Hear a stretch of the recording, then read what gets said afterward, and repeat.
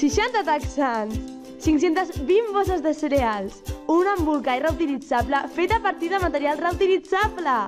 Molta gent participant per un projecte sostenible.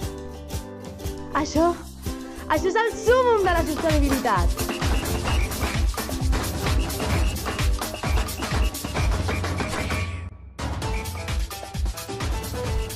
Apunta't a la festa!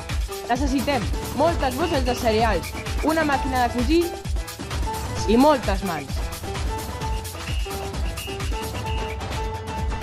Vine el 6 de maig de 10 a 1 i participa en